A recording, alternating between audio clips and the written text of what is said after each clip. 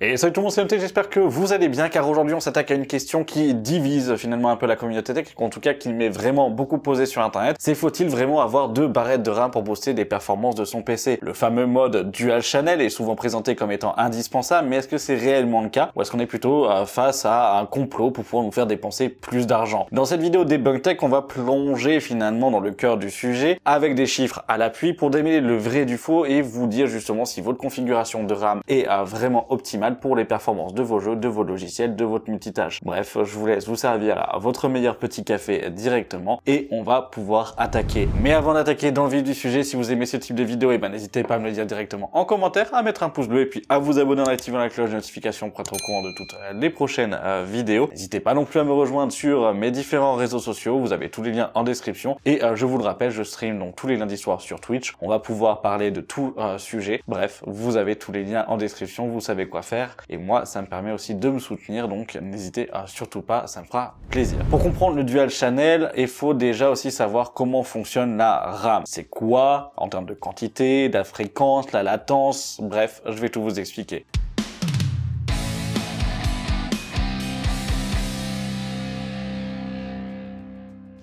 La RAM, par définition, Random Access Memory, est la mémoire à court terme de votre ordinateur. Donc contrairement à un disque dur ou un SSD qui va stocker de manière permanente les données, la RAM, elle va justement tout stocker de façon temporaire pour pouvoir donner uniquement les informations dont le processeur il a besoin, pour que lui puisse les exécuter. Imagine que ton processeur finalement c'est un cuisinier, que la RAM c'est son plan de travail directement, que tout est à portée de main, ingrédients, matériel, etc. Il peut cuisiner beaucoup plus rapidement. Et donc ça va être la quantité finalement, c'est tout ce qu'il va pouvoir justement avoir accès et récupérer. Si ton plan de travail est trop petit, ton cuisinier, donc le processeur, il va devoir aller chercher les ingrédients à gauche à droite et être moins performant. En résumé, plus tu vas avoir justement de quantité de RAM, plus justement tu vas permettre de pouvoir encaisser beaucoup plus d'applications et beaucoup plus de tâches en même temps. Ce qui fait que la quantité aujourd'hui pour du gaming va être au minimum de 8 Go avec un idéal de 16 Go et que 32 Go c'est à large pour les 3/4 des jeux. Maintenant que tu sais à quoi sert la RAM d'un point de vue quantité, quid de la fréquence et quid de la latence? Qu'est-ce que c'est? Qu'est-ce que ça veut dire? La fréquence de la RAM est exprimée en mégahertz et correspond à la vitesse de laquelle la RAM transfère les données. Plus la fréquence de la RAM est élevée, plus la RAM peut envoyer rapidement les données à ton processeur. Donc une RAM à 3200 MHz est plus rapide qu'une RAM à 2400. Voilà. Grossièrement, c'est vraiment à quelle rapidité elle va envoyer tes infos. La latence de la RAM, qui est exprimée en CL, donc CL18, CL16 par exemple, mesure le temps de réponse de cette dernière pour pouvoir répondre aux demandes du processeur. Ce qui fait que plus tu vas avoir une latence qui va être faible, plus ta RAM elle va être réactive et pouvoir répondre rapidement en fait à ton processeur pour pouvoir lui envoyer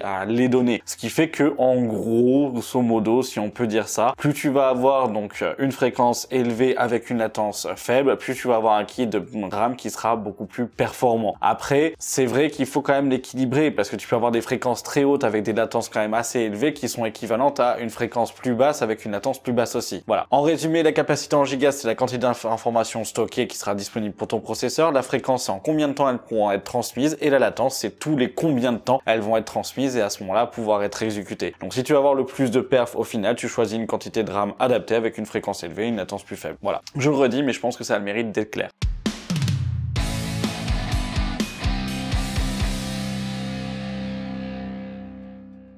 Le single channel vs le dual channel, c'est quoi la différence? La différence entre le dual channel et le single channel concerne finalement la manière dont la RAM communique avec ton processeur. Il s'agit d'une largeur de tuyau finalement qui fait circuler les données entre la RAM et ton processeur. Le single channel, comme son nom l'indique, c'est en gros que tu as juste un seul tuyau, donc une seule route finalement qui te permet de pouvoir transmettre les informations de ta RAM à ton processeur. Et donc plus tu vas avoir d'informations et ce canal-là et cette route-là est finalement petite, moins du coup tu vas pouvoir avoir de traitement rapide. Le dual channel, lui, à la différence, c'est que finalement tu as 2 routes pour la même quantité finalement de données, ce qui fait que tu vas avoir une bande passante qui sera elle plus large et donc à ce moment-là pouvoir permettre de donner à ton processeur tout ce qu'il faut comme information pour pouvoir le traiter et donc traiter les informations plus rapidement. Pour activer le dual channel, tu dois installer donc généralement 2 barrettes de RAM sur ta configuration de manière identique, fréquence et latence identique et sur les bons slots de ta carte mère et ça tout est indiqué dessus. Après, Après, il y en a certains qui vont se dire, mais si j'en mets 4, est-ce que j'ai du quad channel? Non, en réalité, tu en as que 2. Et le quad channel, c'est une version améliorée du dual channel qui permet d'utiliser 4 canaux au lieu de 2, ce qui quadruple finalement la bande passante en théorie de votre RAM. C'est beaucoup plus utilisé pour des systèmes professionnels, pour des stations de travail ou pour des serveurs qui eux ont justement en fait une demande d'acquisition et une demande de traitement de données qui est beaucoup plus importante. Cependant, la plupart des utilisateurs finalement n'ont pas besoin du quad channel et c'est aussi pour ça que sur les 3 quarts, voire 99% des cartes mères grand public, tu n'auras que du dual channel directement. En conclusion rapide, la RAM est cruciale pour les performances de ton ordinateur. Le single channel fonctionne avec un seul canal. Le dual channel, c'est 2 routes finalement vers ton processeur. Et dans la partie performance globale, plus tu vas prendre une RAM avec une fréquence élevée et une latence plus faible, plus tu auras de performance. Et là, ça rentre en compte et sur le papier, c'est quand même bien parce que le fait de pouvoir avoir un kit de RAM qui lui est géré en dual channel avec une fréquence élevée et une latence faible pourra permettre à ton processeur de pouvoir avoir tous les ingrédients possibles sur son plan de travail et de pouvoir justement travailler au mieux. Mais tout ça, c'est bien beau sur le papier. Est-ce que c'est toujours la meilleure option? Car au niveau tarification, et ça il faut quand même le prendre en compte, un kit de 2 barrettes coûte finalement plus cher qu'une seule barrette de 16 Go. En 3600 par exemple CL16, dans les deux cas, on va avoir quand même une différence de prix d'une dizaine à une vingtaine d'euros en fonction des kits, en fonction des fréquences, etc. Donc c'est pour ça que je me suis dit que ça vaudrait peut-être le coup de le tester. Donc pour le test, je me suis concentré sur la DDR4 car cette vidéo est en collaboration avec Kingston qui m'ont fourni donc 2 kits, 2 barrettes de RAM, donc une kit avec un seul stick de 16 Go en 3200 MHz CL16 et un kit de 2 x 8 Go à ce moment-là, donc en 3200 CL16. Je vous présente rapidement Kingston et là aujourd'hui moi ça va être un kit donc de Fury Beast que j'ai pu tester. Kingston c'est vraiment une marque que je recommande sans aucun problème et là je suis pas du tout payé pour la vidéo pour vous dire ça. Ce sont des RAM que j'utilise personnellement dessus depuis des années. Vous avez différentes déclinaisons à tous les tarifs. Elles sont souvent très bien positionnées d'un point de vue prix à l'heure actuelle, que ça soit du coup sur Amazon ou directement en fait sur leur site. Donc vous pouvez y aller, vous pouvez y faire confiance, ça reste quand même des RAM qui sont de très bonne qualité. Vous avez les RAM en DDR4 comme en DDR5, vous avez du RGB, du non RGB, des hautes fréquences avec des latences faibles, comme justement en fait des kits qui sont un peu plus modestes d'un point de vue performance, que ce soit pour de la bureautique, pour la partie en fait gamer classique ou professionnel, voire même professionnel plus. Autant vous dire que Kingston reste quand même aujourd'hui l'une des marques références sur le marché pour en fait la RAM et c'est aussi pour ça que c'est un grand plaisir aujourd'hui de pouvoir travailler avec eux et de pouvoir vous proposer justement ce test en vidéo grâce à cette collaboration. Donc c'est aussi grâce à vous, donc n'hésitez pas à ce moment-là du coup à m'encourager encore, je vous le redis, le petit pouce bleu si ça vous plaît et puis on va attaquer avec la partie test. Qu'est-ce qu'il en est au niveau du test? Comment j'ai procédé pour pouvoir tester ces RAM là? Eh bien oui, parce que ce qu'il faut comprendre c'est que au niveau du dual channel, aujourd'hui les 3 quarts des cartes mères, pour pas dire 100% des cartes mères, vous le proposent. Ça reste une technologie maintenant qui est quand même assez bien maîtrisée, que ça soit pour les constructeurs de RAM ou que ça soit pour les constructeurs de cartes mères. Généralement, 99% des cartes mères en sont équipées. Donc à la question est-ce que c'est compatible, je te dirais que 99% du temps, tu as des chances que ça soit compatible. Mais au niveau du test, j'ai tout simplement voulu tester en conditions réelles d'usage de votre usage. C'est-à-dire que aujourd'hui, je considère et je pense, peut-être à tort, mais que vous êtes à 90% des joueurs sur PC et que par exemple, il y a peut-être 10% de personnes qui vont faire du stream, de la productivité, du montage vidéo ou autre en fait à ce moment-là. Et donc, ça pour moi, ça coule de source de tester en gaming. Est-ce que j'ai plus de performance ou pas en fait avec 2 barrettes face à une seule? En productivité avec un rendu par exemple sur Adobe, de la compression fichier ou autre, est-ce que je vais avoir plus de performance avec une ou avec 2? Voilà, c'est un peu tout ce que je vous ai testé. Pour ça, je l'ai aussi testé sur différents processeurs, que ça soit du coup sur AMD ou sur Intel, afin de pouvoir voir si j'ai une variation entre les deux. Et je vous vois venir pour ceux les plus précis dans les commentaires. Oui, il y aura une prochaine vidéo sur la RAM. On va tout détailler d'un point de vue technique, les composants de la RAM en eux-mêmes et surtout l'aspect donc overclocking de la RAM, ou donc pré-overclocking avec l'XMP par exemple, avec l'Expo ou autre. Bref, ça vous le verrez dans une prochaine vidéo. Ce que je vous propose, c'est que je vous passe directement à la partie résultats et qu'on en vienne juste après avec la conclusion. C'est parti. Et donc là, comme vous pouvez le voir, on a les différents résultats en applicatif. Donc j'ai présente directement les résultats avec un 10700K posé sur une Z490 Asus Formula. En bleu, vous avez donc les performances en single channel et en vert les performances en dual channel. En termes de durée, donc c'est là où justement j'ai estimé et j'ai pu comparer, c'est sur la durée de rendu. Et on est quand même sur des projets assez lourds, comme vous pouvez le voir, rien que du coup avec donc Premiere, on est quand même sur 1 heure de rendu. Sur Blender, on est environ à peu près 10-15 minutes, donc ça va. Et sur frame break près de 30 minutes. Donc autant vous dire qu'on a quand même un écart qui est quand même assez important, assez impressionnant, notamment sur Premiere, on gagne quand même plus de 10 minutes, c'est pas à rien, c'est clairement assez impressionnant. Mais qu'est-ce que ça donne avec un processeur de chez AMD? Et là cette fois-ci j'ai testé avec un Ryzen 9, donc 5950X, et on a à peu près donc les mêmes résultats. On a un écart qui est limite plus grand aussi en fait avec Premiere, quand même assez important, mais c'est vrai que en termes d'écart ça reste similaire. Alors j'ai pas fait les pourcentages là pour pouvoir vous donner un ordre d'idée, mais c'est vrai que de façon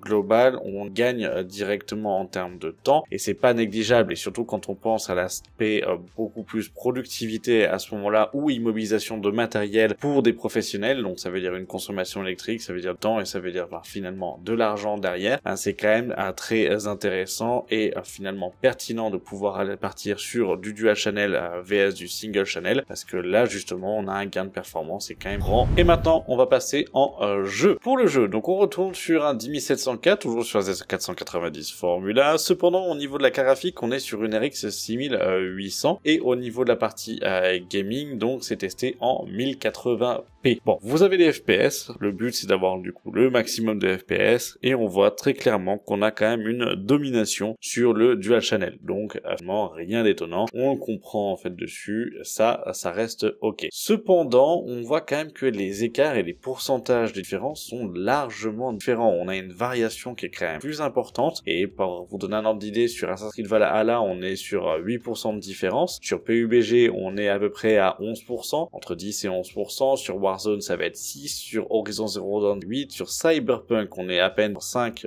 moins de 5% de différence, et sur Shadow of Tomb Raider là par contre on est à près de 17% de différence. C'est énorme. Et là comment on l'explique? Ben c'est tout simplement en fonction de l'optimisation des jeux en eux-mêmes, s'ils ont un launcher ou pas en fait à ce moment-là, et ça c'est vraiment au cas par cas. Donc on n'aura pas justement ce même écart de différence finalement et de pourcentage en fonction en fait des jeux, donc c'est vraiment très précis, et c'est vrai que ben on le voit quand même sur la finalité que le dual channel reste quand même performant. Est-ce que ça donne la même chose sur AMD? Et ben comme vous pouvez le voir sur AMD c'est à peu près la même chose. Les pourcentages sont quand même différents, on a des écarts qui sont assez variables finalement comparés aux processeurs d'Intel en font des jeux au niveau des FPS allez quoi, j'allais dire à une marge d'erreur d'à peu près donc 1 à 2% de différence face à Intel. Je le redis pour être un peu plus clair, mais sur 8% de différence on a 1 ou 2% de variation entre donc le processeur Intel et le processeur AMD, avec des fois donc juste 7% de différence pour AMD, 8% pour Intel et 15% par exemple pour en fait Intel face à du 16 ou 17% pour AMD. De manière générale, là on va avoir finalement des pourcentages qui vont être eux un peu plus bas, donc des écarts qui vont être un peu plus resserrés sur AMD. Après ça peut s'expliquer aussi parce qu'on est quand même sur un gros processeur aussi, avec un traitement qui est quand même différent, mais surtout que on le sait, AMD n'ont pas non plus en fait performant au niveau de la gestion de la RAM, donc ça joue aussi, parce que là sur de votre processeur, la qualité de votre processeur va avoir un impact sur le traitement des données et va avoir un impact sur le nombre de paquets qui va être donné par la RAM, voire justement correctement les traiter. En termes de gaming, clairement on le voit aussi sur cet exemple là que le dual channel est beaucoup plus performant que le single channel. Et voilà, vous avez pu le voir avec les résultats et les magnifiques tableaux que je vous propose à chaque fois. Au niveau de la partie test brut, que ça soit en applicatif ou que ça soit en gaming, en effet le dual channel est plus performant que le single channel. Après c'est là où je me pose quand même la question de savoir est-ce que cet écart de prix vaut l'écart de performance que l'on obtient. Et bien là c'est tout dépend du coup de votre cas d'usage et tout dépend à quel prix vous avez un seul stick. Est-ce qu'aujourd'hui je vais pouvoir vous conseiller dans une configuration d'acheter qu'une seule barrette de RAM? Oui, mais tout dépend du prix. Si vous avez que 5 € ou 10 € d'écart entre un kit de 2 barrettes et un kit d'une seule, je vous conseillerais à chaque fois de pouvoir partir au moins sur le dual channel afin d'optimiser finalement votre configuration. Et donc à la réponse qu'on a pu se poser en début de vidéo, en effet le dual channel sera quand même plus performant que le single channel, que ça soit en jeu ou que ça soit en applicatif. Après sur les sites de vente, vous avez en règle générale presque que des kits de 2 barrettes de RAM. Il y a peu de kits à l'unité directement, parce que c'est vrai que c'est pas non plus énormément en fait différent d'un point de vue de tarification. configuration. On parle en moyenne entre 5 et 20 € pour les plus gros kits de différence entre les deux. Et là, je parle sur des kits communs parce que si vous allez me chercher en fait les kits à 128 Go de RAM entre 2 barrettes et 4, ok, d'accord, là il y a une différence qui est quand même plus importante, mais ça se comprend vis-à-vis du coût du matériel. Mais après, sur des kits classiques comme cela, la différence est vraiment minime et la performance entre les deux peut valoir le coup d'y mettre 4, 5, 10 ou 15 € d'écart à ce moment-là et finalement de pas faire l'impasse sur cette dernière qui sont souvent quand même méprisées à l'heure actuelle dans le choix d'une configuration. Bref, sur ce, j'espère que cette vidéo vous aura plu. Si c'est le cas, n'hésitez pas à me le dire directement en commentaire, n'hésitez pas à mettre un pouce bleu et puis à vous abonner en activant la cloche des notifications, c'est juste ici. Dites-moi ce que vous en avez vraiment pensé en commentaire. C'est la première fois et là je vous le dis parce que du coup, généralement ce sont les personnes qui arrivent à la fin qui sont les plus fidèles, mais tout ce début de vidéo a été fait sous un prompteur, c'est la première fois que j'utilise ça, donc dites-moi si ça s'est vu, dites-moi du coup si ça vous a gêné à ce moment-là. Moi ça m'a permis de pouvoir aussi à ce moment-là garder un fil conducteur. N'hésitez surtout pas à me le dire directement dans les commentaires ce que vous en avez pensé, et puis n'hésitez à ce moment-là pas non plus à me rejoindre sur mes réseaux sociaux, vous avez tous les liens en description, sur Twitch le lundi soir. Je vous remercie d'avoir regardé la vidéo jusqu'à la fin, et puis moi je vous dis à la semaine prochaine ou fin de semaine, ça va dépendre, pour une prochaine vidéo tech sur la chaîne. C'était MT, salut!